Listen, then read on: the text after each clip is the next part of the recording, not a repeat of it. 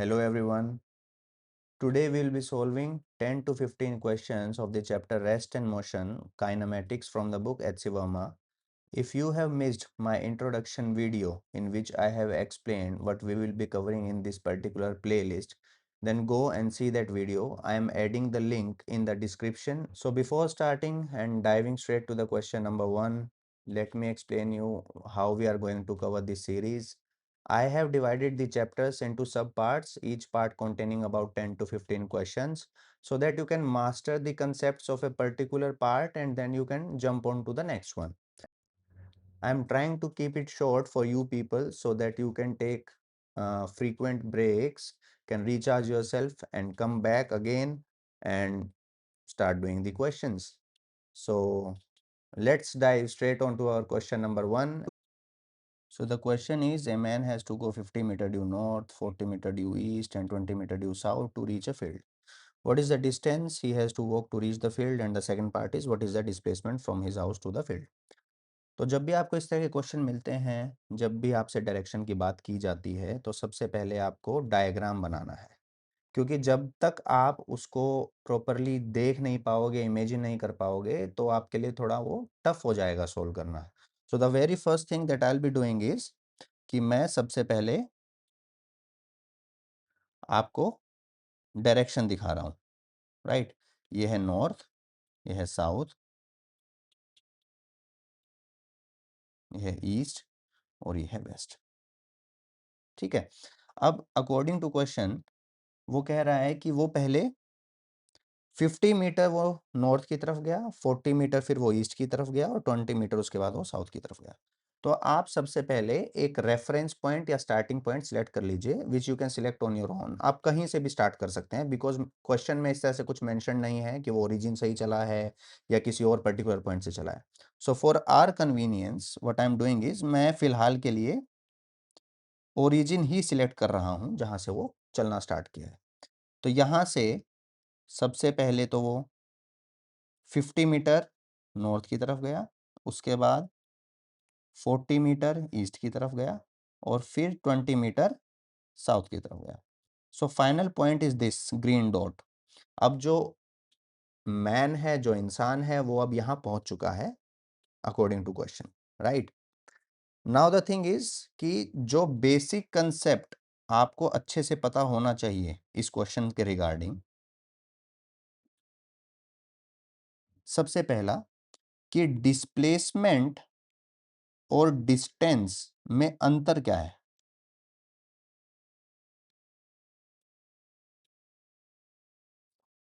ठीक है, जब तक आप इस चीज का पता नहीं कर पाओगे, क्वेश्चन सोल्व करके भी कोई फायदा नहीं है। तो डिस्टेंस क्या है? Distance is nothing but actual path travelled. Basically उसने जो पाथ चूज किया है ट्रेवलिंग के लिए, सिंपली उन सब का अरिथमेटिक सम है और कुछ नहीं है। इवन अगर ऑब्जेक्ट वापिस इसी पाथ से रिटर्न करके ओरिजिनल पॉइंट पे आ भी जाता है, तो भी जो डिस्टेंस है वो सिर्फ ऐड होता है, कभी भी घटता नहीं है। आप कोई भी गाड़ी है, आप बैठते हो, चलाते हो उसे, कहीं भी जाते हो, वापिस आते हो, तो ऐसा थोड़ा ही है कि आप बोलोगे कि भाई मैं तो चल के ही नहीं आया हूँ या फिर मैंने तो कोई दूरी ही तय नहीं की है। सो डिस्टेंस इज बेसिकली कि आप अरिथमेटिकली आप सब जितनी भी दूरियां हैं उनको जोड़ दीजिए, आपका डिस्टेंस आ जाएगा। So distance is nothing but actual path travelled by the body, right? So what about displacement? Displacement, as displacement is a vector quantity, so आप सिर्फ मैग्नीट्यूड कंसीडर नहीं करेंगे, इसमें डायरेक्शन भी कंसीडर्ड होती है।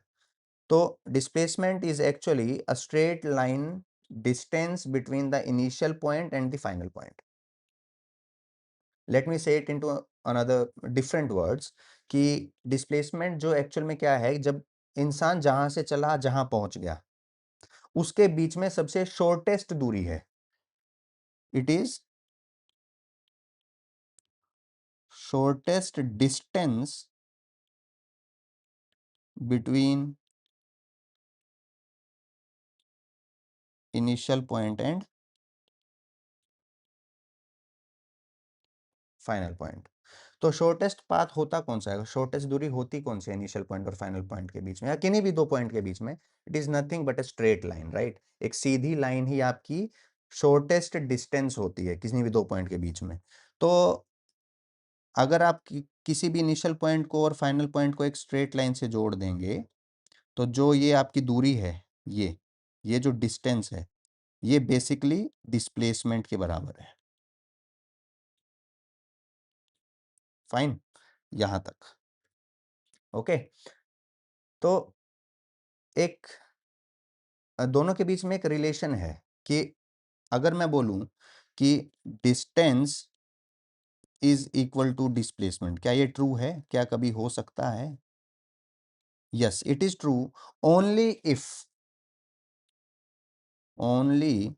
if body is traveling in a straight line.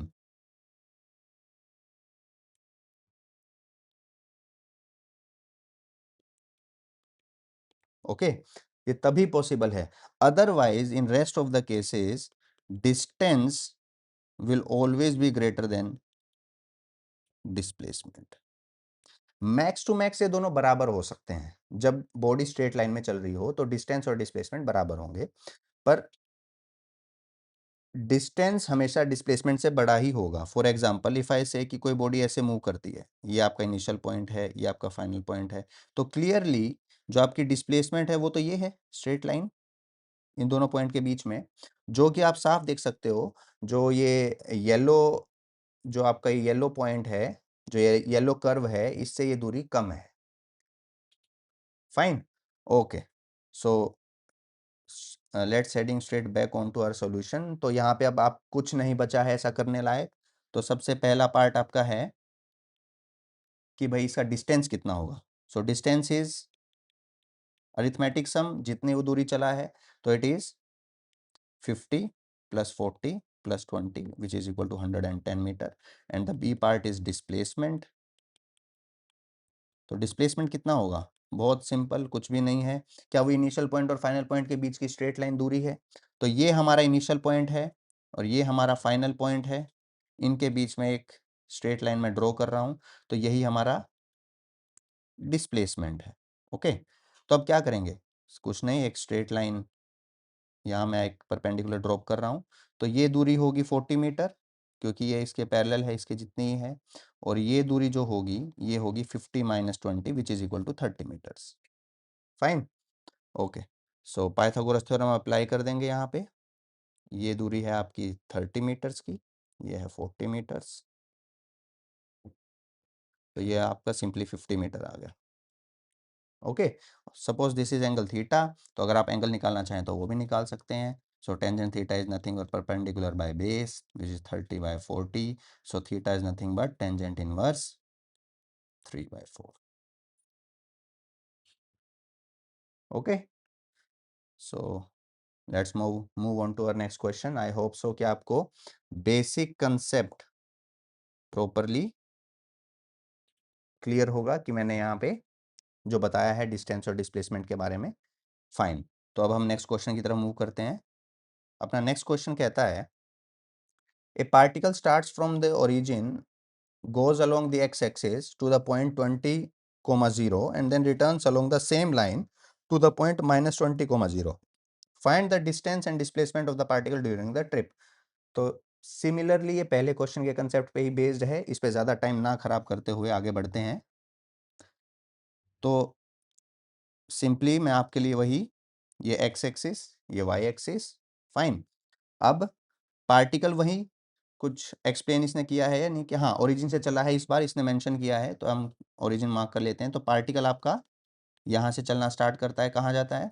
X की तरफ जाता है to the point 20, 0। So suppose this is 20, तो पार्टिकल यहाँ आता है,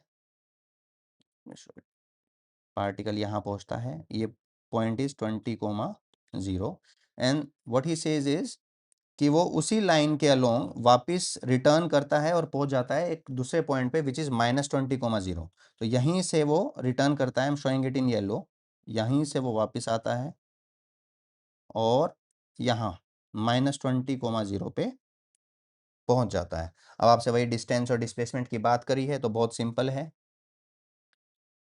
तो distance is nothing but arithmetic sum, right. So distance कितना होगा, पहले 20 मीटर वो एक्स की तरफ चला, फिर 20 मीटर वो वापस मुड़ के ओरिजिन पे आया, उसके बाद फिर 20 metre along negative x axis चला, क्योंकि ये इसका फाइनल पॉइंट है और ये इनिशियल पॉइंट था, है ना। पार्टिकल ने यहां से शुरू किया है और फाइनली यहां पहुंच गया है वो। तो कितना हुआ ये, सॉरी, तो ये हो गया आपका 60 metre, right. Okay, so what about displacement. अब डिस्प्लेसमेंट आपको अच्छे से पता है कि क्या होता है, it is the straight line distance between initial point and final point. तो क्या आप बता सकते हो कितना होगा, बिल्कुल सिंपल, क्या ये इनिशियल पॉइंट है और ये फाइनल पॉइंट है, तो ये दूरी कितनी है, 20 metre, right. So the displacement is 20 metre, okay.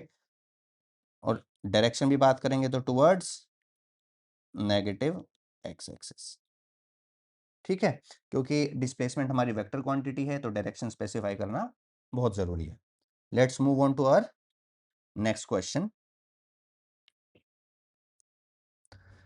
It is a 260 kilometer from Patna to Ranchi by air and 320 kilometer by road. An aeroplane takes 30 minutes to go from Patna to Ranchi, whereas a deluxe bus takes 8 hours.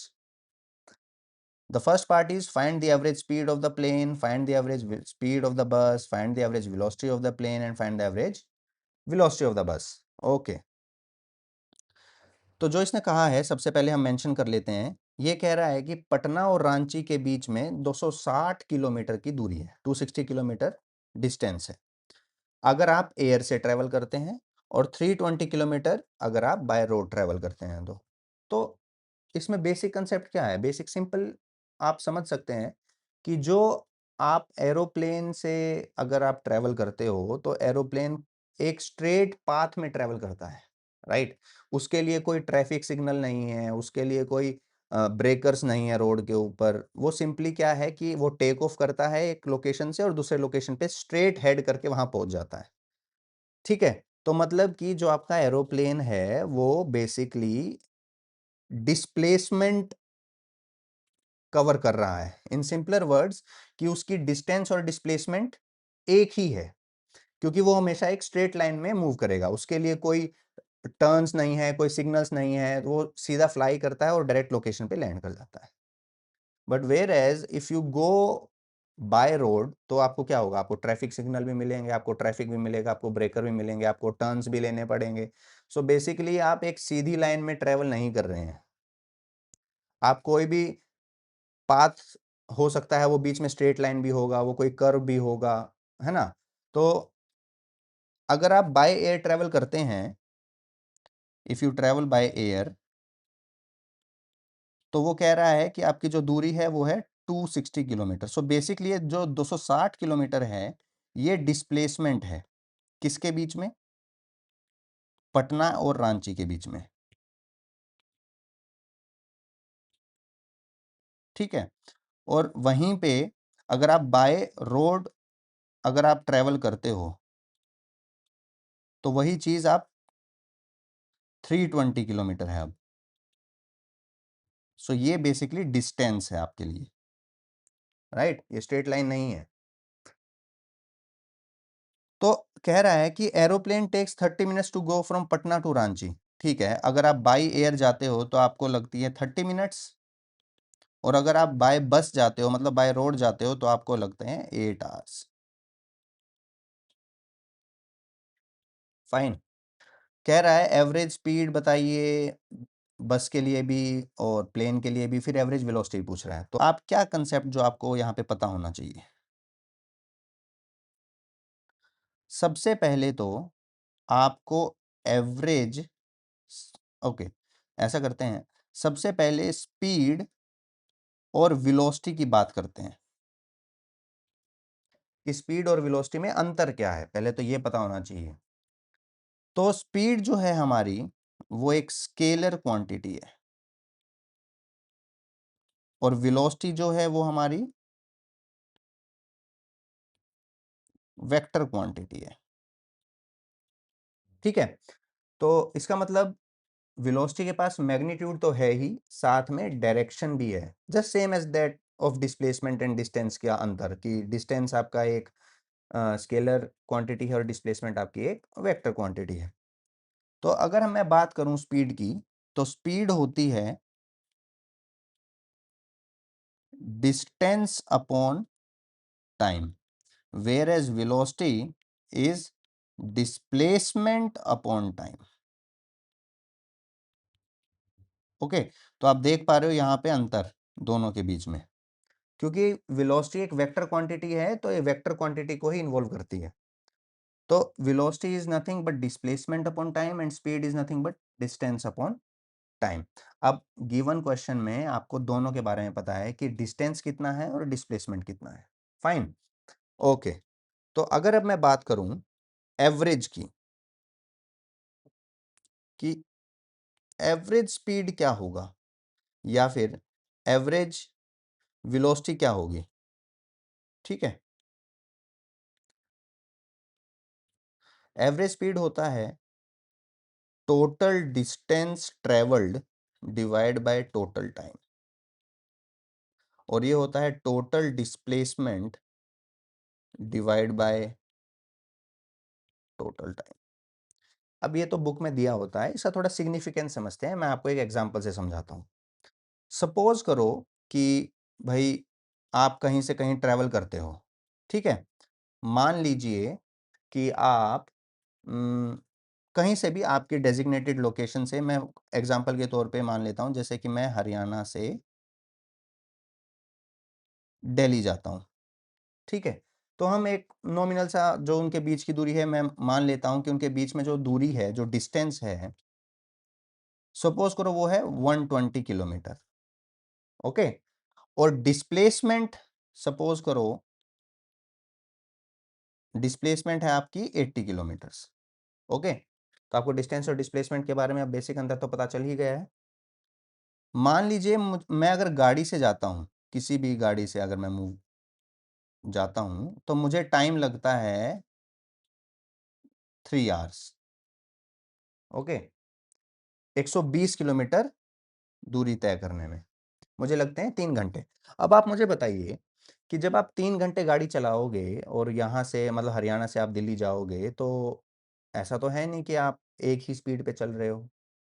कभी आपकी गाड़ी रुके भी, traffic signal आएगा, कभी traffic बहुत ज़्यादा होगा तो बहुत आराम से चलती है, 5-10 किलोमीटर पर आवर की स्पीड से चल रही है। कभी बीच में हाईवे होगा तो आप तेज़ भी चलाओगे, 80, 100, 120 किलोमीटर पर आवर की स्पीड पे भी चल रही है। तो मतलब कि जो आपकी स्पीड है वो थ्रू आउट कोई कांस्टेंट नंबर नहीं दे आ रही है, वो मतलब हर बार चेंज हो रही है, कभी 5, कभी 10, कभी 15, कभी 50, कभी 100, 120, कभी 0, है ना। तो बेसिकली अगर मैं आपसे एवरेज स्पीड की बात करूं, तो आप क्या बोलोगे? Total distance is 120 kilometres, right, and your time taken is 3 hours, so it is 40 kilometre per our. ये आपकी एवरेज स्पीड आई। अब बात ये है कि 40 किलोमीटर पर आवर जो एवरेज स्पीड है, इसका सिग्निफिकेंस क्या है, मतलब इससे मैं सीखा क्या कि 40 किलोमीटर पर आवर है क्या। देखो, एवरेज स्पीड का मतलब ये है, इस पर्टिकुलर केस में, इस एग्जांपल के हिसाब से मैं आपको समझा रहा हूं कि अगर आप यहां से दिल्ली जाते हैं, मतलब हरियाणा से दिल्ली जाते हैं, तो अगर आप कॉन्स्टेंटली 40 किलोमीटर पर आवर की स्पीड से चलाओगे, तो आपको 3 घंटे ही लगेंगे दिल्ली तक पहुंचने के लिए, ठीक है। मतलब कि अब आप ऐसा मान लीजिए कि बीच में किसी प्रकार का कोई ट्रैफिक नहीं है, कोई सिग्नल नहीं है, कोई मतलब किसी प्रकार की कोई ऐसा नहीं है कि आपको स्पीड कम ज़्यादा करनी पड़ेगी, ब्रेक मारने ही नहीं पड़ रहे हैं। आप ये मान के चलिए कि बस वो एक तरह से अब एक सीधी लाइन में आपको चलना है, ठीक है। तो अगर बस लिमिटेशन एक इतनी है कि मैंने आपको स्पेसिफाई कर दिया है कि आपकी स्पीड अब थ्रू आउट 120 किलोमीटर के पैच के लिए 120 किलोमीटर के पैच के लिए 40 किलोमीटर पर आवर ही रहेगी। मतलब आप ना 40 से 39 कर सकते, ना 40 से 41 कर सकते। तो अगर आप 40 किलोमीटर पर आवर की स्पीड से अगर आप चलाते हो तो अभी भी आपको जो समय लगेगा वो 3 घंटे ही लगेगा जो पहले लग रहा था, जिसमें आप कभी 10 की स्पीड पे चला रहे हो, कभी 50 पे, कभी 100 पे। सो this is the basic significance of average speed. इसलिए हम एवरेज स्पीड की बात करते हैं। आप कभी भी देख लेना, अगर आपसे कोई भी ऐसे पूछता है कि भाई आप यहाँ आए हो, आप 3 घंटे में आ गए, आप 2 घंटे में आ गए, और आपसे पूछे कि आप किस रफ्तार से आए हो या फिर आप 2 घंटे में कैसे पहुंच गए, तो आप क्या बोलते हो कि भाई जो मैंने गाड़ी है वो मैंने 50-60 की स्पीड पे चलाई, 80 की स्पीड पे चलाई, 80 की स्पीड के अराउंड चला के मैं पहुंच गया हूँ यहाँ पे। आप उसको ऐसे एक्सप्लेन करते हो कि भाई मैंने तो गाड़ी है ना 5 पे चलाई, 10 पे चलाई, 15 पे चलाई, 20 पे चलाई, 100 पे चलाई, 120 पे चलाई, बीच में रुक गया, ऐसा कोई नहीं बताता है। ठीक है। तो एवरेज स्पीड की जब हम बात करते हैं तो इसका मतलब ये है कि आप एवरेजली आप इस स्पीड से पहुंचे हो वहां पे, कि आप थ्रू आउट जो रास्ता है आपने 40 किलोमीटर पर आवर की स्पीड से गाड़ी चलाई है और आपको 3 घंटे लगे हैं 120 किलोमीटर तय करने के लिए। This is average speed. Fine. वहीं पे अगर मैं अब एवरेज डिस्प्लेसमेंट की बात करूं तो कुछ नहीं भाई, displacement divide by time, so 80 divide by 3। ओके। इसमें डिस्प्लेसमेंट काउंट होती है क्योंकि एक वेक्टर क्वांटिटी है, sorry average velocity. Okay. So coming back to the question, अब आप समझ गए हैं कि एवरेज स्पीड और एवरेज वेलोसिटी के बीच में क्या अंतर है। जैसे जैसे सवाल आगे बढ़ेंगे मैं आपको इंस्टेंटेनियस और एवरेज के बीच का डिफरेंस भी बताऊंगा। So average is nothing but total divide by total. Okay, if I ask you about average speed, it is total distance by total time. If I ask you about average velocity, it is total displacement upon total time taken to cover that particular displacement. Fine. Okay, so our question is कि अब साफ आपके सामने सब कुछ given है data, तो सबसे पहला देखते हैं इधर। अगर मैं ए पार्ट आपको दिखाऊं तो ए पार्ट में कह रहा है एवरेज स्पीड बताइए प्लेन की। तो एवरेज स्पीड क्या होगी? Distance travelled by plane divide by time taken, total distance by total time. अब प्लेन एक स्ट्रेट लाइन में ट्रेवल कर रहा है तो ऑब्वियस सी बात है उसके लिए डिस्टेंस और डिस्प्लेसमेंट सेम होंगे। तो यहाँ पे आपको जो डिस्प्लेसमेंट दे रखा है वो 260 किलोमीटर्स है ना। Okay, so it is 260 kilometres.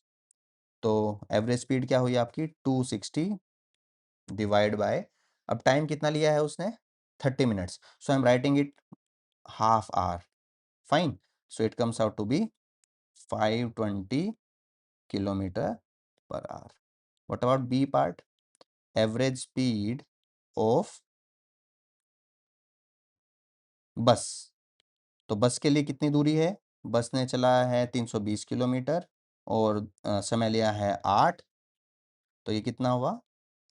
Sorry, 40 kilometre per our. Fine. Okay, तो 40 किलोमीटर पर आवर। ओके, अब नेक्स्ट इज अपना सी पार्ट। सी पार्ट क्या कह रहा है कि find the average velocity of the plane. So average velocity is total displacement by total time.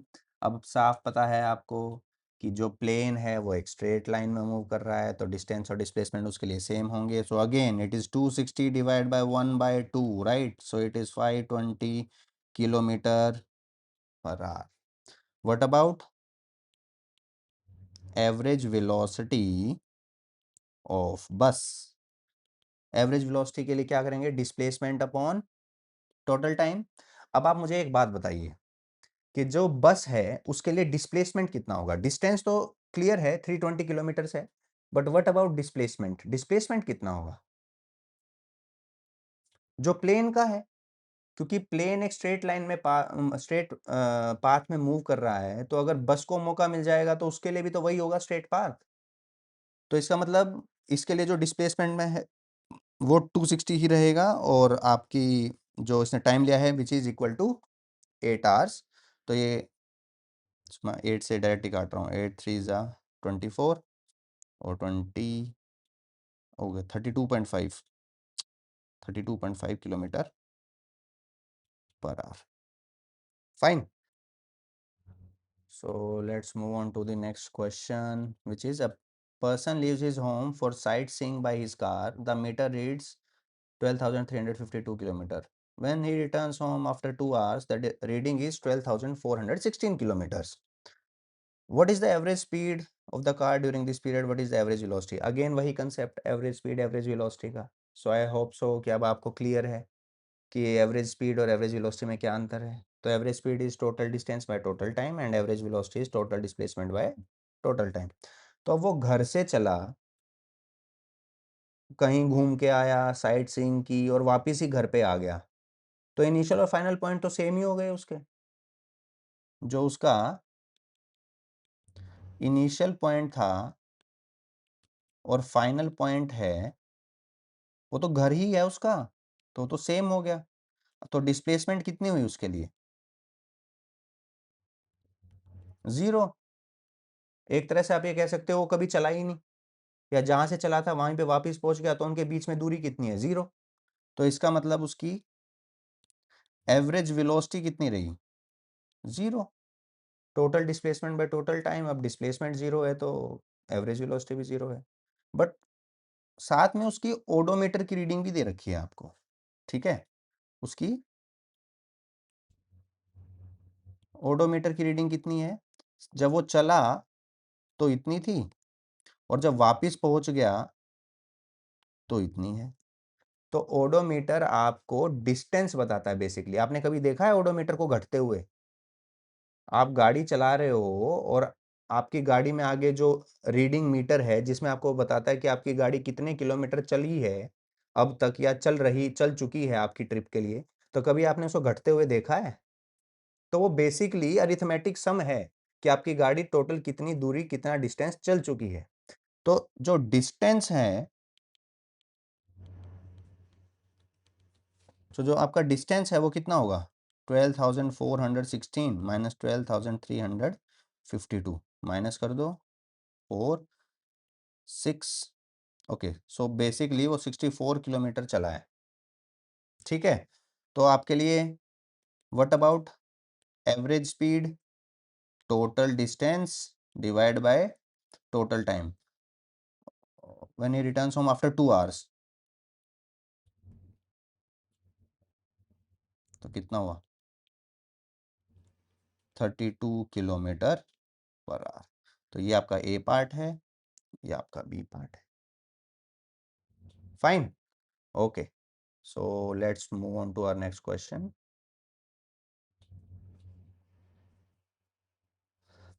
An athlete takes 2 seconds to reach his maximum speed of 180 kilometers.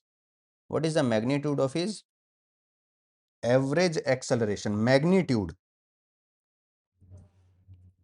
Now you tell me, अगर मैं आपसे concept की बात करूं इधर, सो सबसे पहले तो ये एक्सेलरेशन है क्या?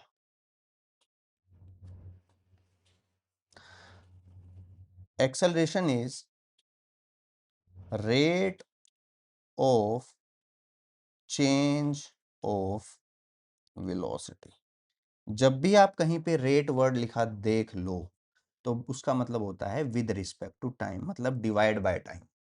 ओके, तो acceleration is nothing but dv by dt. It's the rate of change of velocity, कि वेलोसिटी किस रेट से चेंज हो रही है, दैट इज एक्सेलरेशन. ओके, ये एक कैसी क्वांटिटी है? एक वेक्टर क्वांटिटी. ऑब्वियसली वेलोसिटी भी आपकी वेक्टर क्वांटिटी है. तो सवाल आपसे कह रहा है an athlete takes 2 second to reach his maximum speed of 18 kilometre per hour. तो अगर आपका एथलीट स्टार्ट करता है, भागना शुरू करता है, तो उसकी इनिशियल वेलोसिटी कितनी है? 0. फाइनल वेलोसिटी कितनी है? 18 किलोमीटर पर आवर.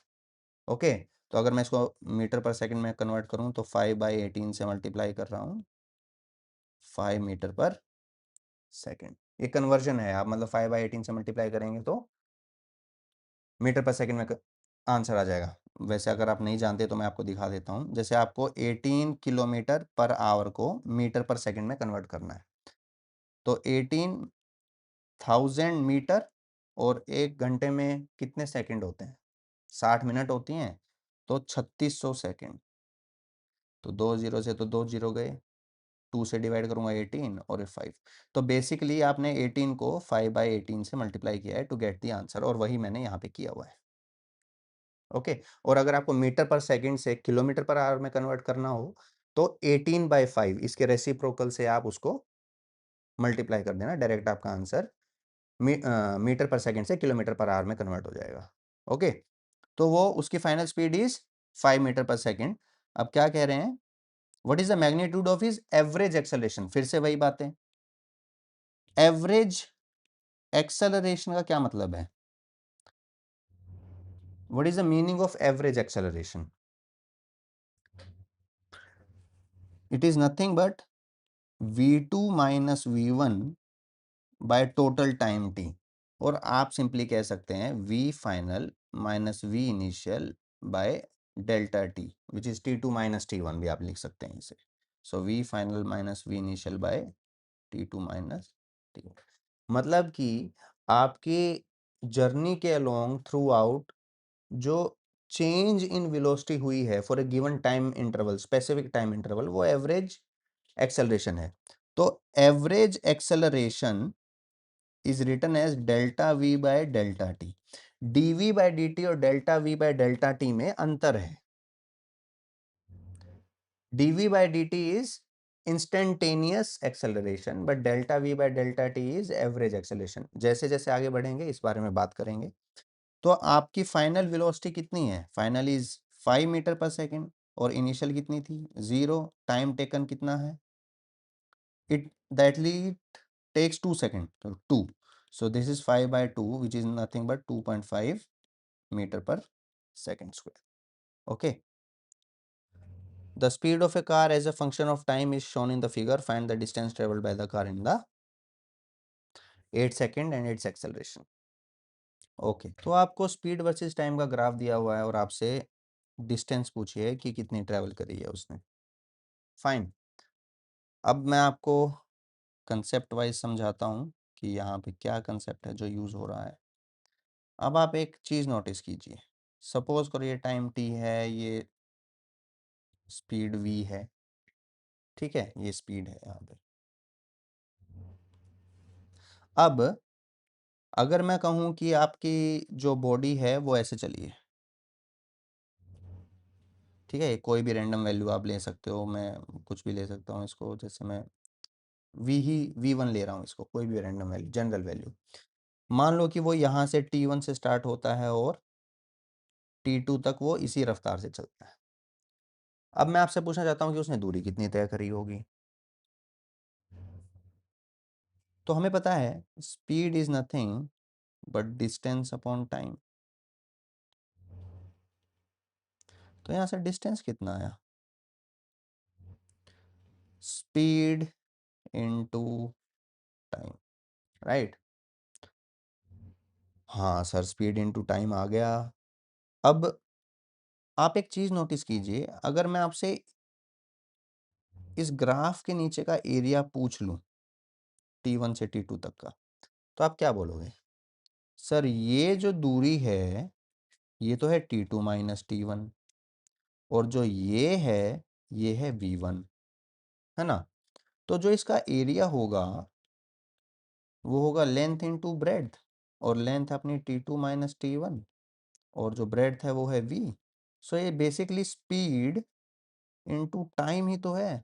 हाँ, इसका मतलब अगर आपको वीटी ग्राफ दे रखा हो तो area under the VT graph will give you the distance, right, where v is speed. अगर इसके नीचे का एरिया आप निकाल पाए तो यही एरिया क्या हमारा आंसर है डिस्टेंस के लिए। ग्रेट। तो एरिया क्या होगा इसका, half into base into height which is equal to half into 8 into 20। So 80 metre is the answer for our distance. Now there is another part कि हमें इसकी एक्सेलरेशन भी बतानी है पार्टिकल की। ओके। तो अभी हम पढ़ चुके हैं एक्सेलरेशन के बारे में, है ना। तो एक्सेलरेशन क्या है,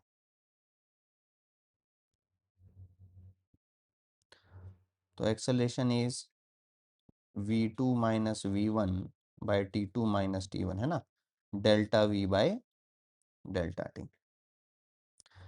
विच इज इक्वल टू, अगर मैं आपको यहाँ पे दो पॉइंट कोई भी कंसीडर करूँ, मान लो कि एक ये पॉइंट है, तो इस पॉइंट के कोऑर्डिनेट क्या है 8, 20 और इस पॉइंट के कोऑर्डिनेट क्या है 0, 0। तो V2 minus V1 is 20 minus 0 by 8 minus 0, 20/8 which is equal to 2.5 metre पर सेकेंड स्क्वायर। सो ये आपका आंसर है एक्सेलरेशन का, और डिस्टेंस हम निकाल ही चुके हैं। अब मैं यही कंसेप्ट में आपको कुछ और चीज़ें हैं जो समझा देता हूँ इसके बारे में। तो हमने बात करी एक्सेलरेशन की, और आपने लिखा V2 minus V1 by T2 minus T1। अगर मैं इस ग्राफ की बात करूँ तो ये ग्राफ एक स्ट्रेट लाइन ग्राफ है ना, V और T के बीच में, इधर T है, इधर V है, और ये कैसे एक स्ट्रेट लाइन ग्राफ है। Okay sir, straight line graph की जो जनरल इक्वेशन है which is y is equal to mx plus c। Okay, what is m? m is slope sir, and how do you calculate it sir? y2 minus y1 by x2 minus x1। तो वो basically जो हमारा graph है वो x और y के बीच में होता है, और स्ट्रेट लाइन ऐसे होती है, और हम y2 माइनस y1 मतलब आप कोई भी दो पॉइंट कंसीडर कर सकते हो जिसके कोऑर्डिनेट होंगे x2 y2 और यहाँ होंगे x1 y1। तो स्लोप आप y2 minus y1 by x2 minus x1 करके निकालते हो। अब आप ध्यान से अगर देखो तो y कोऑर्डिनेट की जगह अब हमारे पास v है, और x की जगह अब हमारे पास t है। तो अगर मैं इसमें y2 minus y1 by x2 minus x1 लगाऊंगा तो इसके कोऑर्डिनेट क्या होंगे, जैसे ये होगा t1 कोमा v1 और ये होगा t2 कोमा v2। अरे सर, ये तो आपने यहाँ पे वही तो चीज़ की हुई है, v2 minus v1 by t2 minus t1। ओ अच्छा, तो मतलब कि हमने की पॉइंट्स क्या सीखे हैं यहाँ पे।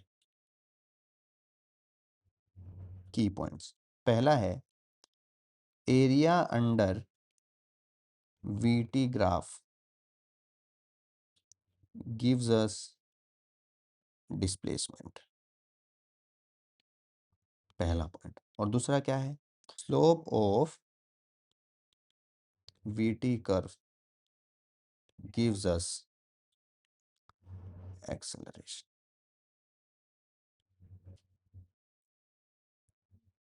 ठीक है, अब आप पूछ सकते हो कि भाई ये एक्सेलरेशन एवरेज होगी या फिर इंस्टेंटेनियस होगी। इस केस में एवरेज और इंस्टेंटेनियस सेम ही है, क्योंकि एक स्ट्रेट लाइन वीटी ग्राफ है तो एक्सेलरेशन आपकी कांस्टेंट ही आएगी। जब हम ग्राफ के बारे में बात करेंगे, जैसे जैसे सवाल आगे आएंगे, जब मैं आपको इंस्टेंटेनियस एक्सेलरेशन के बारे में बताऊंगा तो आप समझ जाओगे। ठीक है, तो फॉर द गिवन क्वेश्चन जो कि एक स्ट्रेट लाइन ग्राफ है वीटी के बीच में, इसके लिए एक्सेलरेशन कांस्टेंट आएगी, और एक्सेलरेशन जो कांस्टेंट आप देख भी पा रहे हो 2.5 मीटर पर सेकंड स्क्वायर आंसर है। तो अगर आप इंस्टेंटेनियस वैल्यू पूछो, अगर आप एवरेज वैल्यू पूछो, जब कांस्टेंट ही है वैल्यू तो दोनों सेम ही रहेंगी। ठीक है, इसके बारे में आगे आराम आराम से बात करेंगे। और हाँ, अगर आप मतलब कि बेसिक मैथमेटिक्स में कहीं लैग कर रहे हैं, कि बेसिक मैथमेटिक्स में ही आप उलझ रहे हैं, फंस रहे हैं, तो फिजिक्स समझना थोड़ा सा मतलब काफ़ी हद तक मुश्किल हो जाएगा आपके लिए। तो मेरा यही मानना है कि आप पहले अपने बेसिक्स क्लियर कर लीजिए। अगर आप चाहते हैं कि मैं एक डेजिग्नेटेड प्रॉपर लेक्चर लूँ बेसिक मैथमेटिक्स के ऊपर, कि बेसिक मैथ्स आपको मैं कंप्लीटली कवर करवा दूं, जिसमें मैं आपको डिफरेंशिएशन के बारे में बताऊं, इंटीग्रेशन के बारे में बताऊं, कुछ जनरल ग्राफ्स के बारे में बताऊं, ट्रिग्नोमेट्रिक इक्वेशंस के बारे में, कन्वर्जन्स के बारे में बताऊं, तो आप कमेंट कर सकते हैं नीचे। अगर कमेंट मेरे को मिलते हैं कि मैं आपके लिए एक डेजिग्नेटेड लेक्चर अपलोड कर दूं जिसमें मैं आपको बेसिक मैथमेटिक्स के बारे में पूरा सब कुछ बता दूं, तो मैं वो ऐसा कर दूंगा।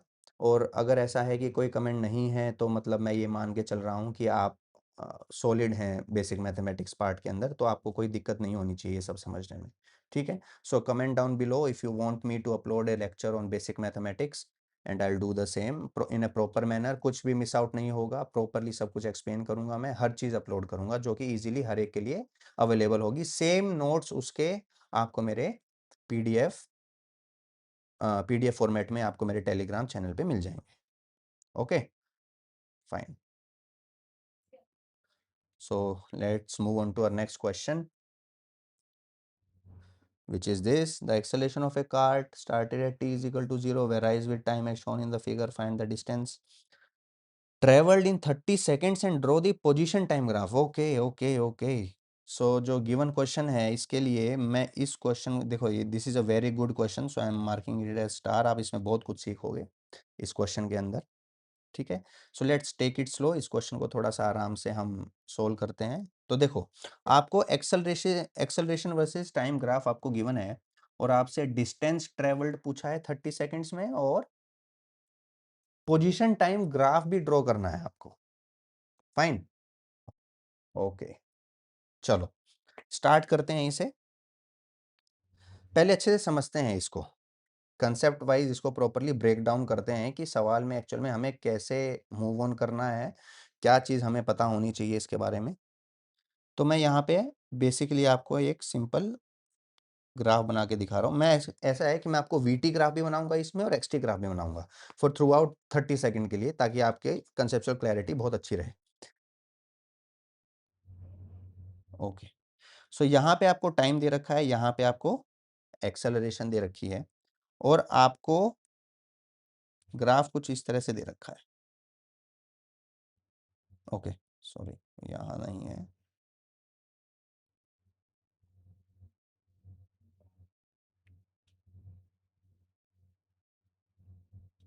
And like this. So this is 10, 20, 30. ये सेकंड्स में है time. Acceleration is in feet per second square. Okay, feet per second square. And this is value is 5 और यहीं पे ये value is -5. Right, all right. तो सबसे पहले आपसे बोला है cart started at t is equal to 0. तो अगर मैं t इज इक्वल टू 0 पे बात करूं तो इनिशियल वेलोसिटी 0 होगी, क्योंकि स्टार्ट किया है कार्ट ने चलना वहां पे. तो इनिशियल वेलोसिटी इज 0. अब कह रहा है कि acceleration as a time graph आपको गिवन है, डिस्टेंस बताना है. सर डिस्टेंस के लिए तो मुझे पता था, अगर एरिया अंडर ग्राफ निकालूं तो आ जाएगा, पर वो एरिया तो वीटी के अंडर था. अब दे आपको क्या रखा है, 80 ग्राफ. तो किसी तरीके से आप 80 से अगर वीटी ग्राफ बना लें और फिर उसके अंडर का एरिया निकाल लें, तो डिस्टेंस आ सकता है. This is one of the method. आप मैथमेटिकल कैलकुलेशन से भी डायरेक्ट कर सकते हो बिना ग्राफ बनाए, वैसा भी कर सकते हो. देखो, अगर मैं इसकी बात करूं तो t is equal to 0 to t is equal to 10 second तक आपकी एक्सेलरेशन जो है वो कांस्टेंट है, which is equal to 5 feet per second square, है ना. ये देखो, ये कांस्टेंट है, चेंज ही नहीं हो रही है. ओके, ये कांस्टेंट है सर, बिल्कुल सही बात है, समझ में आ गया मेरे को. अब आपके पास तीन मोशन की इक्वेशन है, कौन कौन सी. Sir v is equal to u plus A T, s is equal to U T plus half A T square, V square minus you square is equal to 2as. यही है. हाँ sir, मैं देखो concept की बात कर रहा हूं मैं अब आपसे. बच्चा फट से ये इक्वेशन लगा देगा. अगर आपको वेलोसिटी ही निकालनी है तो ये लगा देगा. सर u 0 है, a की वैल्यू पता है 5 है, टाइम सर 10 सेकंड है, आ गया v. मैं पहली इक्वेशन यूज कर लेता हूं, v is equal to you plus A t. बिल्कुल आसान है, बिल्कुल सही बात कर रहे हो भाई, कर सकते हैं, बिल्कुल सही है. पर प्रॉपरली आपको ये बात पता होनी चाहिए कि ये तीन इक्वेशन केवल तभी लगती हैं जब आपकी एक्सेलरेशन कांस्टेंट हो. एक्सेलरेशन आपकी कांस्टेंट होनी चाहिए, तभी आप ये तीन इक्वेशन यूज कर सकते हो. अगर एक्सेलरेशन आपकी वेरिएबल है तो ये तीन इक्वेशन यूज नहीं होंगी. तब आप simple a is equal to d we by D t से सोल्व करोगे, इंटीग्रेट करोगे, प्रॉपर लिमिट रखोगे और उस हिसाब से आप आंसर निकालोगे. तो ये 3 इक्वेशन आप कब यूज करते हो? जब आपकी एक्सेलरेशन कांस्टेंट हो। अगर एक्सेलरेशन कांस्टेंट ना हो तो ये 3 इक्वेशन यूज नहीं होंगी। Make a note of it. ठीक है, अब हमारे केस में एक्सेलरेशन कांस्टेंट है तो हम डायरेक्टली ये यूज कर सकते हैं। फाइन, तो मैं पहली इक्वेशन यूज कर रहा हूं, v is equal to you plus A, और t की वैल्यू कितनी है? ओके, अभी मैं फिलहाल के लिए t लिख रहा हूं इसे, तो v is equal to 5t। तो ये जनरल इक्वेशन आ गई मेरे पास वेलोसिटी की विद रिस्पेक्ट टू टाइम। तो ये कब से कब तक है? 0 to 10 सेकेंड। तो आप किसी भी समय पे वेलोसिटी निकाल सकते हो। 10 सेकेंड पे निकालोगे तो 50 आ जाएगी, 50 फीट पर सेकेंड। 0 पे तो 0 ही है, 5 पे निकालोगे 25 आ जाएगी। टी की वैल्यू रखते चले जाना उसमें। ओके सर, तो पहला डाउट मेरे को क्लियर हो गया। यहाँ पे 10 सेकेंड तक क्या हो रहा है क्या नहीं हो रहा है। अब ऐसा करते हैं, बात करते हैं, डिस्प्लेसमेंट भी देख लेते हैं यहाँ पे कि डिस्प्लेसमेंट की इक्वेशन कैसी आएगी। क्या मैं v को dx/dt लिख सकता हूँ? बिल्कुल लिख सकते हो sir. Velocity is nothing but rate of change of displacement. हमने बात करी थी अभी, वेलोसिटी और स्पीड की बात करी थी, एवरेज वेलोसिटी एवरेज स्पीड की बात करी थी, distance by time, displacement by time, total distance by total time, total displacement by total time. तो ऐसे ही वेलोसिटी हमारी क्या है? Displacement by time, rate of change of displacement. ये एक्चुअल में इंस्टेंटेनियस वेलोसिटी की बात है यहाँ पे। मैंने फिर बोला आपको आगे आगे बात करेंगे, और अगर आप चाहते हो कि मैं एक लेक्चर अपलोड करूं इसी चीज़ के ऊपर, बेसिक मैथ्स के ऊपर, तो आप मुझे कमेंट में बता सकते हैं। ठीक है, तो मैं v की वैल्यू रख देता हूं which is 5t and dx/dt। Fine, तो अगर मैं यहां से इंटीग्रेट करूं तो क्या आएगा?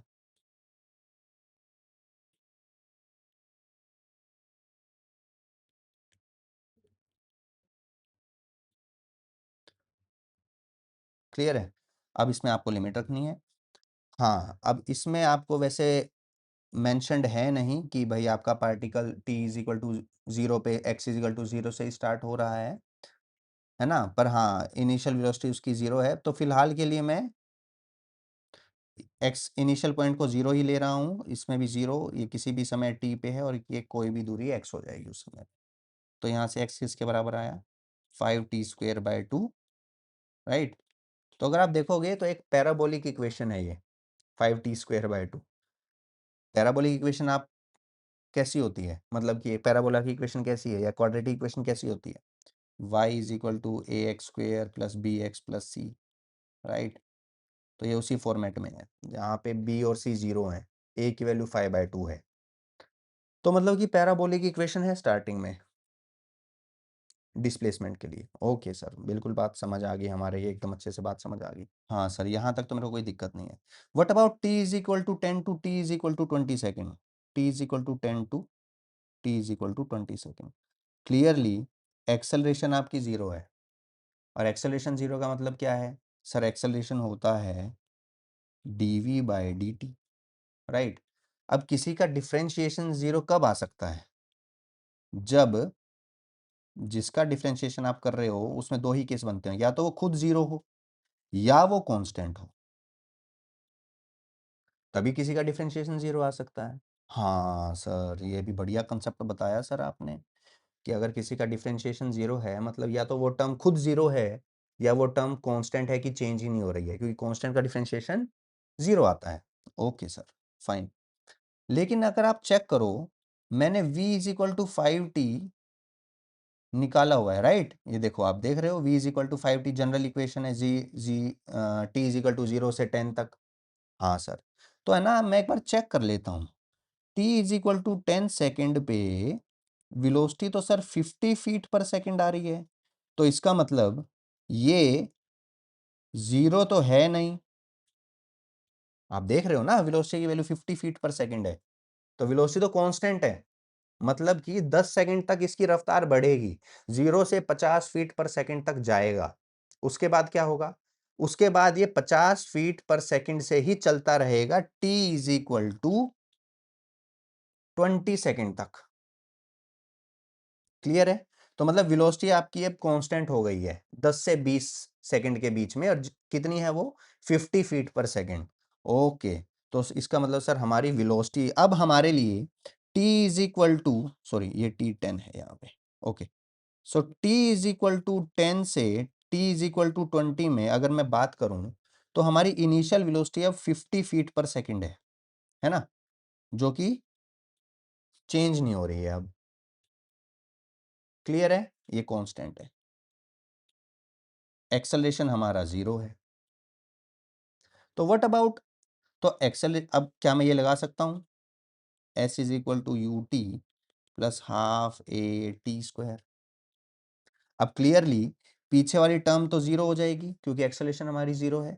तो यहां से s किसके बराबर आया, 50t। अरे सर, इसका मतलब t इज इक्वल टू 10 से 20 के बीच में जो s है हमारा, है ना, वो क्या है, एक लीनियर ग्राफ है।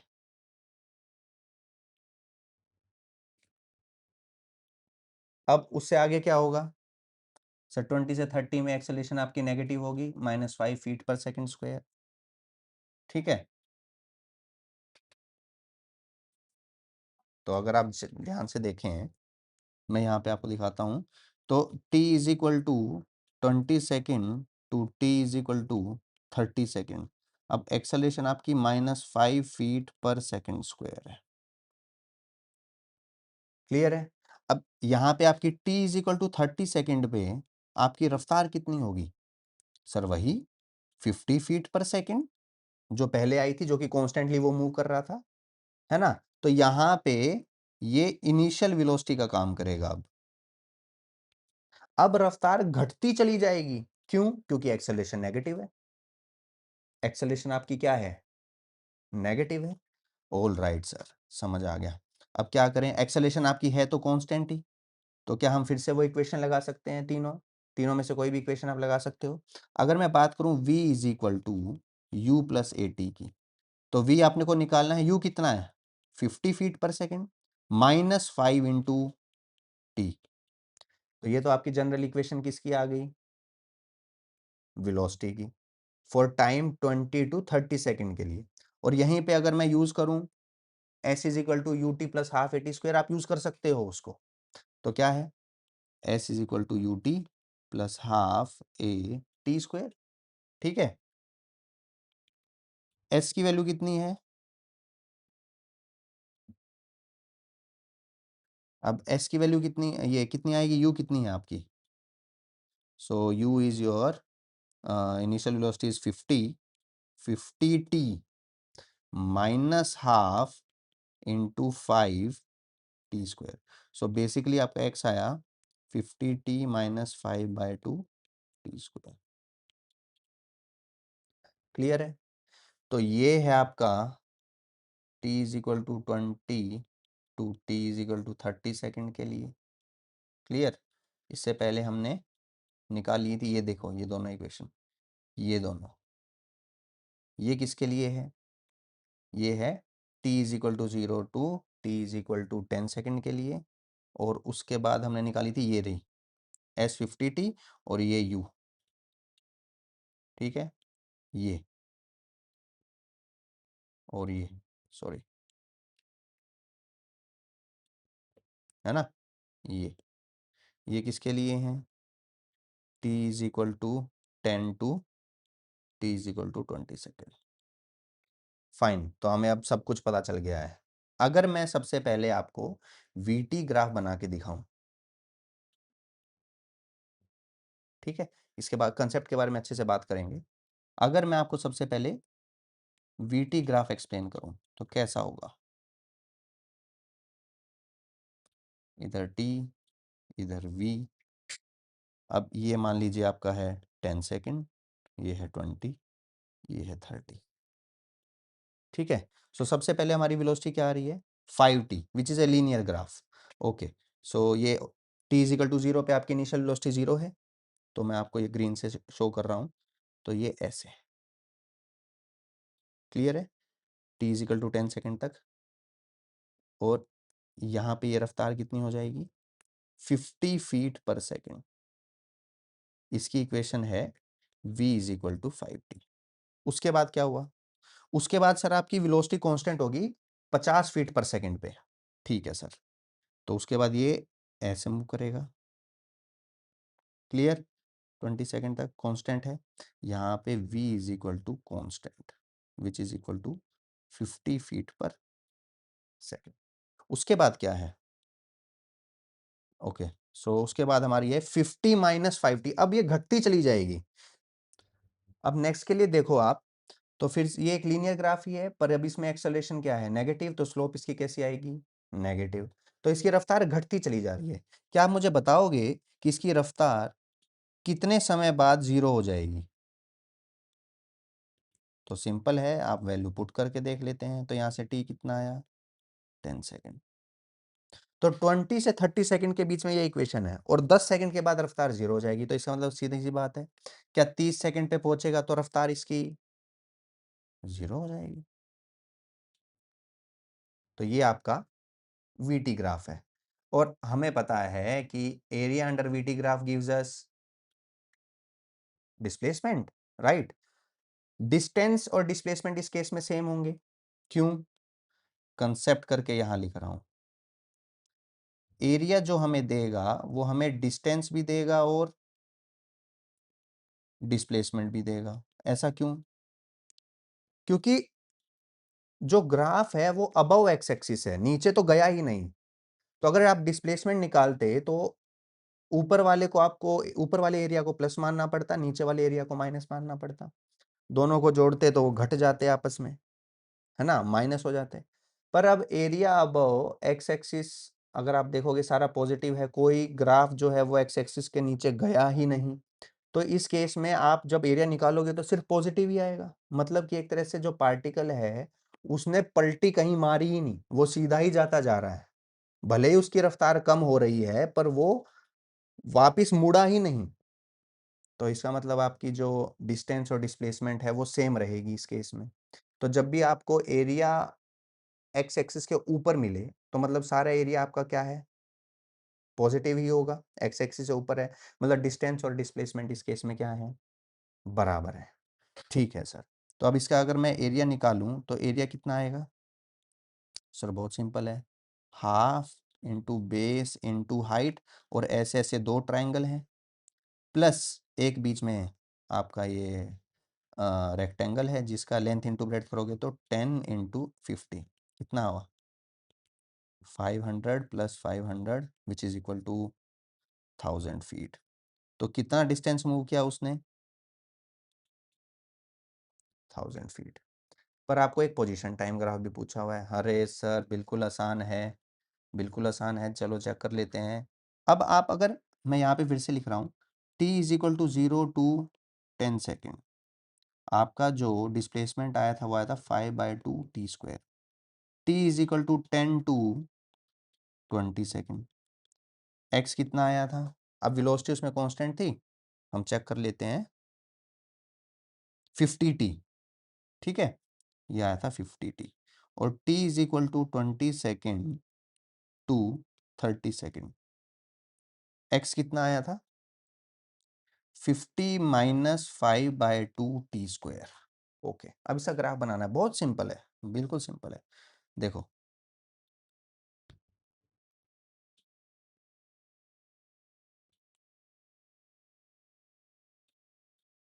t, इस तरफ आपका x, ये फीट में है, ये सेकंड में है, वही सब 10 20 30।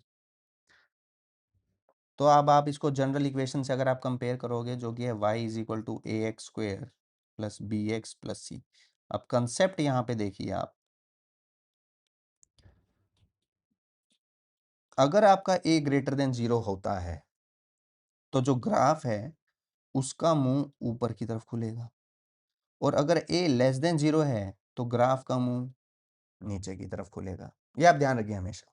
अब जब t is equal to 0 to 10 second में है, इसमें a की वैल्यू 5/2 है विच इज ग्रेटर देन 0, तो इसका मतलब ग्राफ का मुंह ऊपर की तरफ खुलेगा। और at t is equal to 0 x भी 0 है, तो मतलब ओरिजिन से स्टार्ट होगा। तो अगर मैं ग्राफ ड्रॉ करूं इसका, तो ग्राफ 10 सेकेंड तक कैसा आएगा? ये ऐसे। क्लियर है? मुंह इसका ऊपर की तरफ खुल रहा है। क्लियर? और उसके बाद क्या है? क्या उसके बाद डिस्प्लेसमेंट कांस्टेंट हो गई है, आई मीन लीनियरली बढ़ रही है ना, डायरेक्टली प्रोपोर्शनल टू टाइम है। तो इसके बाद ये एक स्ट्रेट लाइन ग्राफ। क्लियर? अब उसके बाद देखिए, क्या यहां पे आप देख सकते हैं कि ये इक्वेशन कुछ इस तरह की है, y is equal to A x square plus में 0x प्लस में c, है ना। a यहाँ पे -5/2 है, ऑब्वियसली b 0 ही है, और c की वैल्यू 50 है। तो a इज लेस देन 0, तो इसमें ग्राफ नीचे की तरफ मुंह खुलेगा। और तो अगर मैं ड्रॉ करूं तो ये ऐसे आएगा, मुंह नीचे की तरफ। So this is your position versus time graph. Clear है? Very well. तो आई होप सो आपको ये क्वेश्चन समझ आया होगा। तो इसमें हमने बेसिक कंसेप्ट जो आपको ध्यान रखने हैं, जो की पॉइंट्स आपको ध्यान रखने हैं, वो ये हैं कि जो मोशन की तीन इक्वेशन है, v is equal to you plus A t, s is equal to U T plus half A T square, and v square minus you square is equal to 2as, एक तभी लगेंगे जब acceleration आपका constant होगा। किसी भी, अगर किसी का भी डिफरेंशिएशन जीरो है, इसका मतलब दो ही केस हैं, या तो वो टर्म कांस्टेंट है या फिर वो टर्म जीरो है। अब वो आपको देखना होगा गिवन डेटा के अकॉर्डिंग कि कौन सा करेक्ट है। ठीक है? और जब भी आप ग्राफ ड्रॉ करें, try to make equation for the graph first, ताकि आप देख सकें कि ग्राफ कैसा आएगा, स्ट्रेट लाइन आएगा, पैराबोला आएगा या हाइपरबोला आएगा, है ना। तो उसके लिए आपका बेसिक मैथमेटिक का पार्ट एकदम क्लियर होना चाहिए। सो आई होप सो कि ये क्वेश्चन आपको समझ आया होगा। ये बहुत अच्छा क्वेश्चन है, इसमें आपके बहुत सारे डाउट क्लियर हुए होंगे।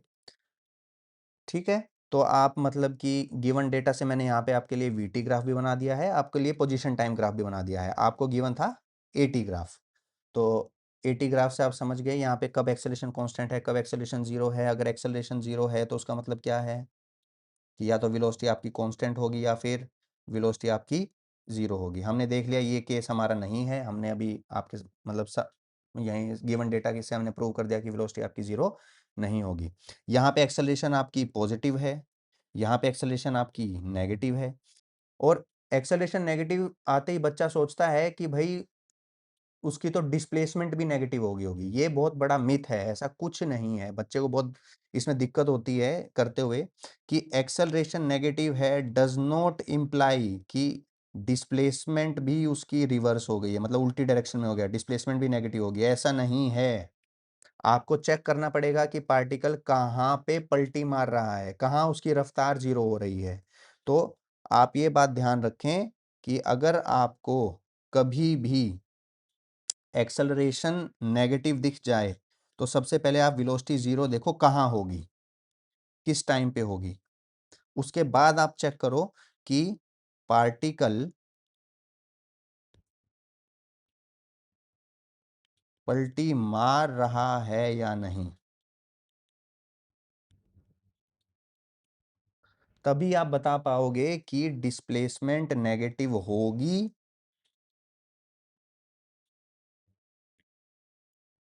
यस और नो। तभी आप जज कर पाओगे, उससे पहले नहीं।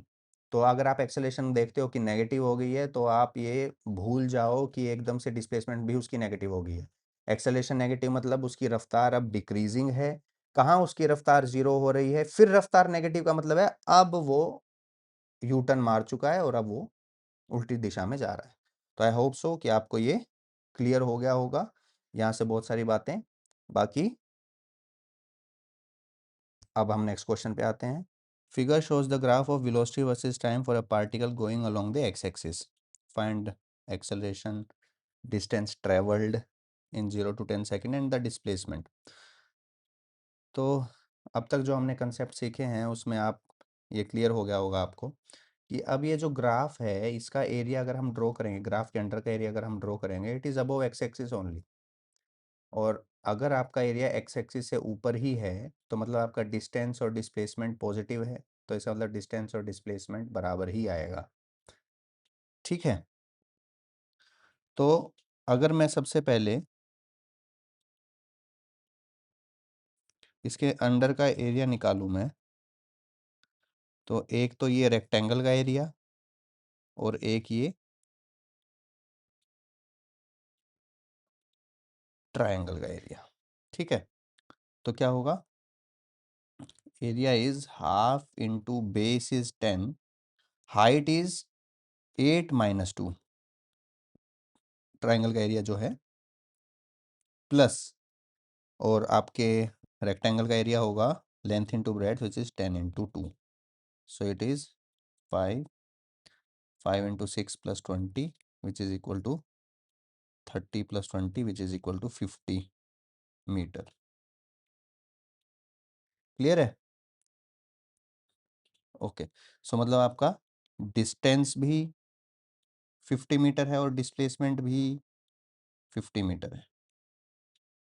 तो ये हमने देख लिया है कि if area is above x axis, this means distance is equal to displacement।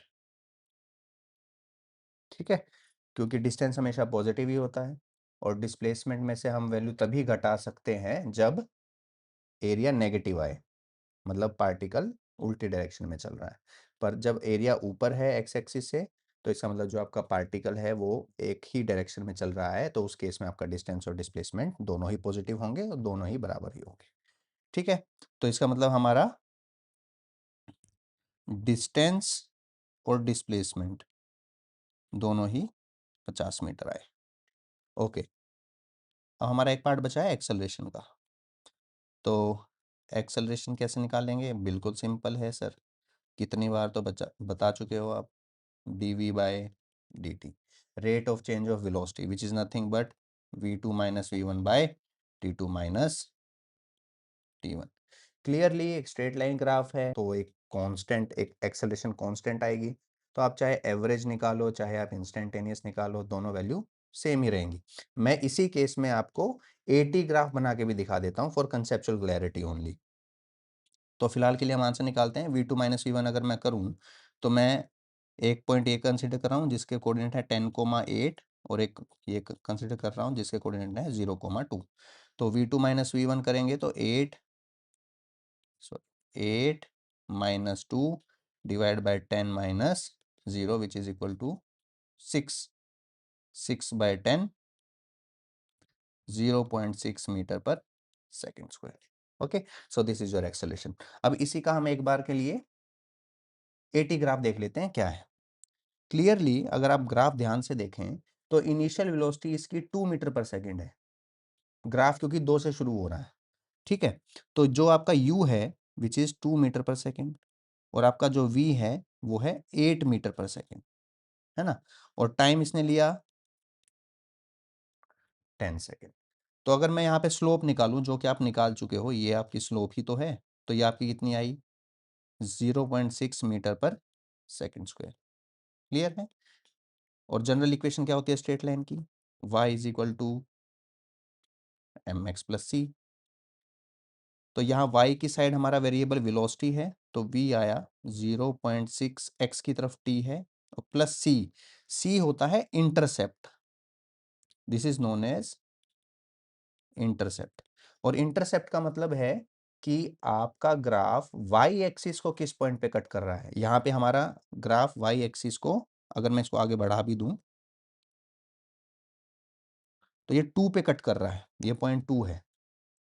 ठीक है, तो c की वैल्यू कितनी आ गई, 2। तो ये हमारी जनरल इक्वेशन है इस ग्राफ की। इस ग्राफ मतलब इस इक्वेशन की ही ग्राफ क्वेश्चन में आपको गिवन है। तो अगर अब मैं आपसे एक्सेलरेशन की बात करूं तो एक्सेलरेशन क्या होता है, एक्सेलरेशन सर dv/dt। सर इसको डिफ्रेंशिएट कर दो with respect to time, 0.6t plus में 2, और इसको सोल्व करोगे तो क्या आएगा, 0.6 मीटर पर सेकंड स्क्वायर, राइट। तो खत्म बात, आप साफ देख पा रहे हो यहाँ पे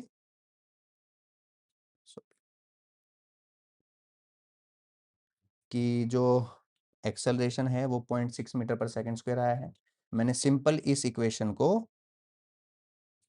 डिफरेंशिएट कर दिया एक्सेलरेशन के लिए। तो अगर मैं इसका ग्राफ ड्रॉ करूंगा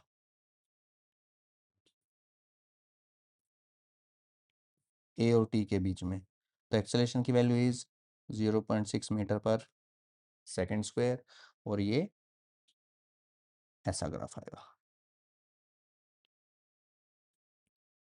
तो आप देख सकते हैं कि जो एक्सेलरेशन है आपकी वो कांस्टेंट है। तो अगर आपसे एवरेज एक्सेलरेशन की बात करें या किसी भी समय इंस्टेंटेनियस एक्सेलरेशन की बात करें, आंसर आपका 0.6 मीटर पर सेकंड स्क्वायर ही आने वाला है, ठीक है। लेकिन हाँ, मतलब एवरेज और इंस्टेंटेनियस में डिफरेंस है, उसके लिए मैं आपको बता चुका हूँ।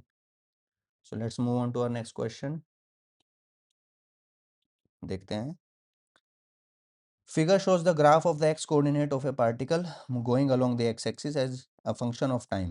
Find the average velocity 0 से 10 सेकंड के बीच में और इंस्टेंटेनियस वेलोसिटी। ओके, सो अभी इंस्टेंटेनियस वेलोसिटी भी यहाँ पे आ गया है।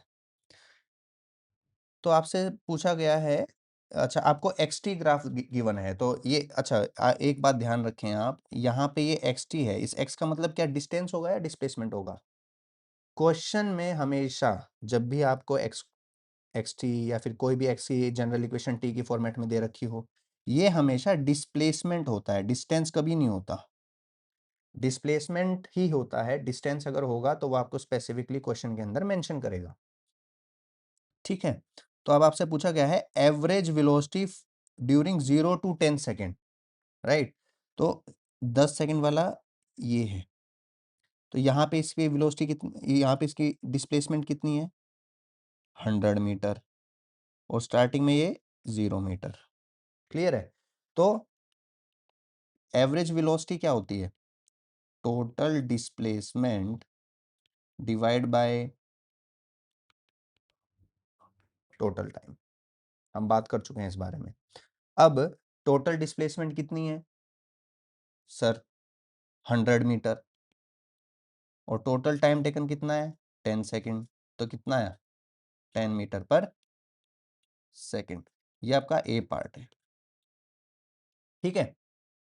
अब आगे क्या पूछा है आपसे, इंस्टेंटेनियस वेलोसिटी है 2 second and 5 second, 8 second, 12 second, okay.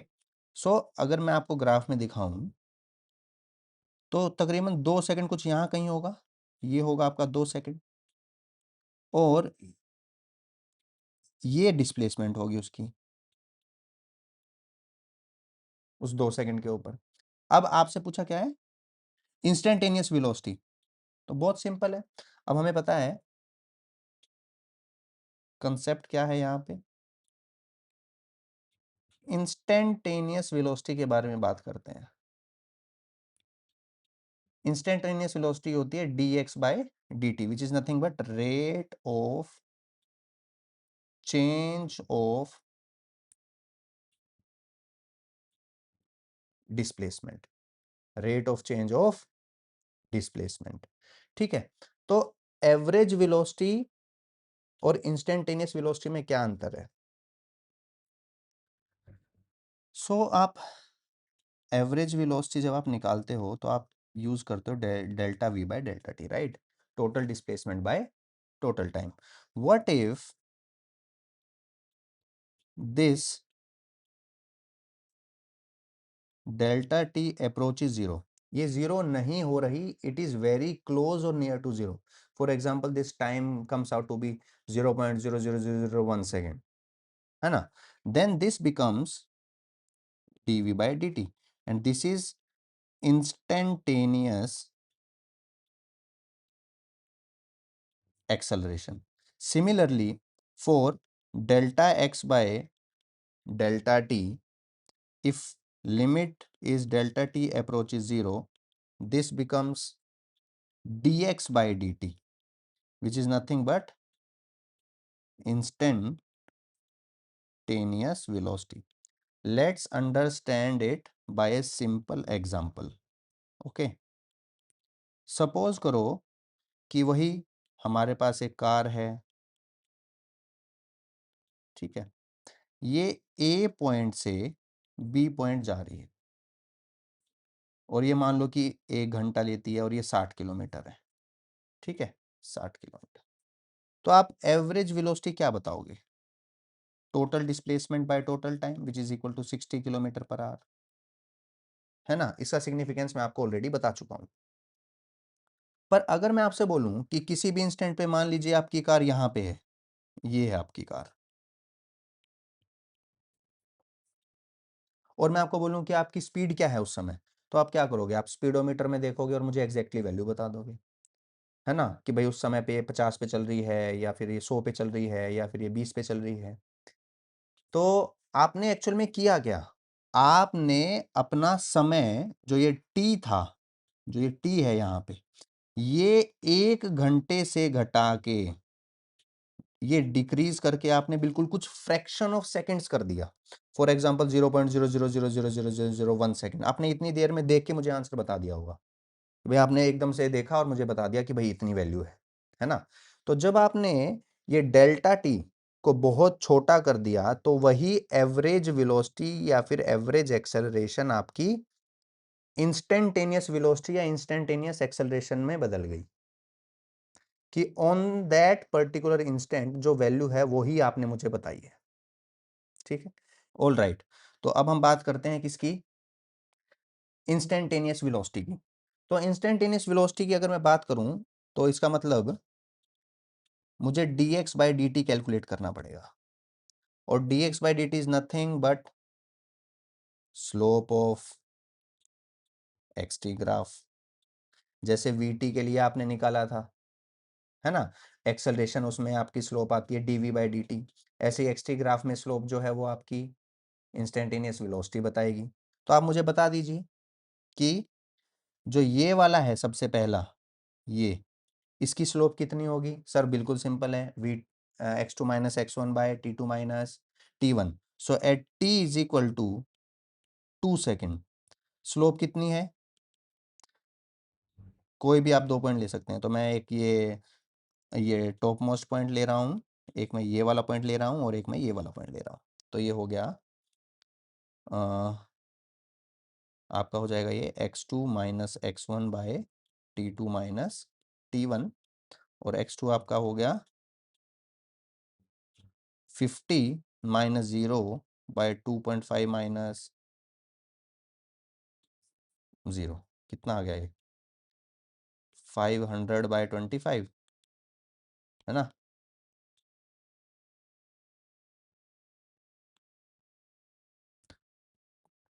20 metre पर सेकेंड। क्लियर है? और 5 सेकेंड के लिए आप देख सकते हो कि t is equal to 5 second पे जो आपकी डिस्प्लेसमेंट है वो कांस्टेंट है। तो t is equal to 5 second पे v क्या होगा? dx बाई dt, वही, ये अब कांस्टेंट है तो किसी भी कांस्टेंट का डिफरेंशिएशन 0 होता है। What about t is equal to 8 second? ये है, कहीं बीच में कोई वैल्यू आएगी 8 सेकेंड की? क्लियर है? तो क्या हमें अब इस ग्राफ का स्लोप निकालना है? फिर से आप कोई 2 पॉइंट कंसीडर करिए, मैं एक ये पॉइंट कंसीडर कर रहा हूँ और एक ये पॉइंट। तो ये 2 पॉइंट कौन से हो गए? एक तो हो गया आपका 10, 100, ये ऐसे है, ये है 10, 100, और उससे नीचे वाला पॉइंट है 7.5, 50, 7.5, 50। तो इसकी स्लोप क्या आई? तो इसके लिए v हो गया, ये t is equal to 8 second के लिए निकाल रहा हूँ मैं, ठीक है। तो ये हो गया 100 - 50/10 - 7.5, सो 50 डिवाइड बाय 2.5, वही आया 20 मीटर पर सेकेंड। और लास्ट कौन सा है? t is equal to 12 second. तो 12 सेकेंड कुछ यहाँ कहीं होगा। क्लियरली आप देख सकते हैं कि अब ये डिक्रीजिंग है, ये एंगल आपका ऑब्ट्यूज है, और ऑब्ट्यूज एंगल के लिए आपका जो स्लोप है वो नेगेटिव होता है। तो t is equal to 12 second में क्या होगा, स्लोप नेगेटिव आएगी, v2 माइनस v1 करोगे तो एक आ गया आपका 0 minus 100 divide by 15 minus 10, okay, minus 100 by 5 minus 20 metre पर सेकेंड। तो मैं आपको इसमें की पॉइंट्स में आपको दोबारा लिखवा देता हूँ, जो की पॉइंट्स हमने कंसीडर करें हैं।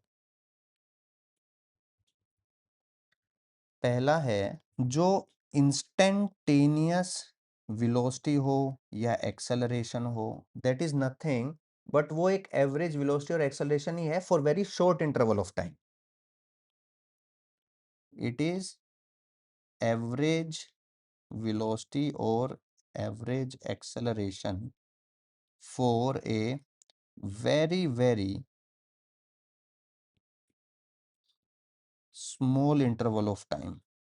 So basically what you are doing is कि जब आप v को d delta x bye delta t लिख रहे हैं तो ये एवरेज है।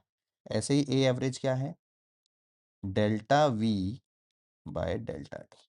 पर इंस्टेंटेनियस क्या होगा, यहीं पे आपने लिमिट लगा दी, डेल्टा t को बहुत छोटा कर दिया। ऐसे ही यहाँ पे आपने लिमिट लगाई, डेल्टा t को आपने approaches to zero, delta X by delta T, delta we by delta T, और यही चीज़ क्या बन जाती है, D X by D T या फिर D we by D T.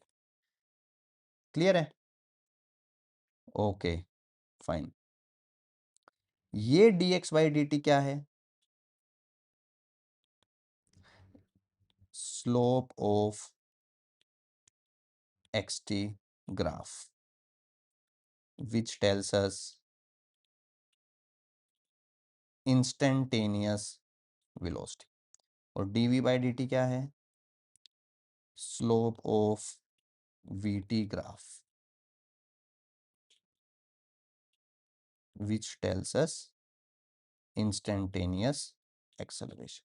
तो अब आप समझ गए हो, जब हमारा कांस्टेंट ग्राफ आ रहा था तो उस केस में एवरेज, ए एवरेज और ए इंस्टेंटेनियस बराबर थी। क्लियर है। और हाँ, स्लोप जब आप देख रहे हो तो स्लोप क्या हो सकती है, पॉजिटिव हो सकती है, जीरो हो सकती है, नेगेटिव हो सकती है। पॉजिटिव में थीटा जो है वो एक्यूट होता है, नेगेटिव स्लोप का मतलब थीटा आपका ऑब्ट्यूस होता है, और इसमें थीटा आपकी वैल्यू 0 डिग्री होती है।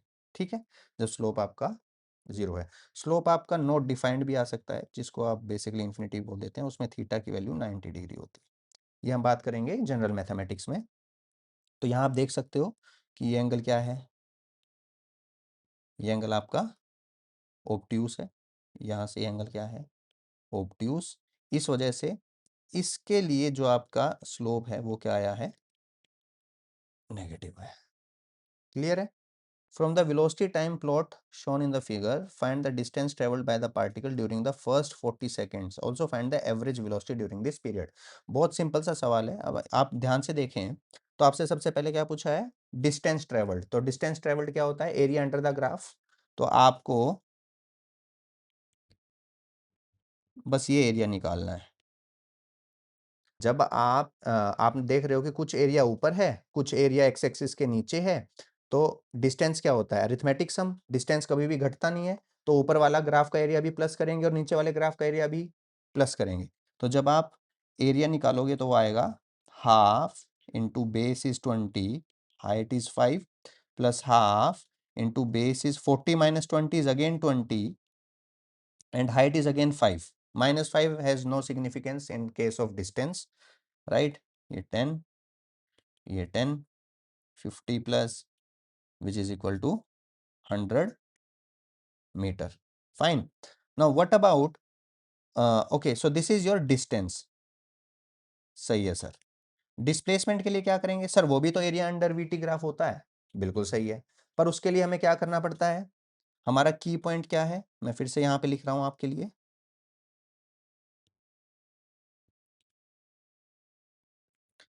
Area above x axis. Positive लेते हैं और area below x axis negative लेंगे। ये फॉर डिस्प्लेसमेंट है।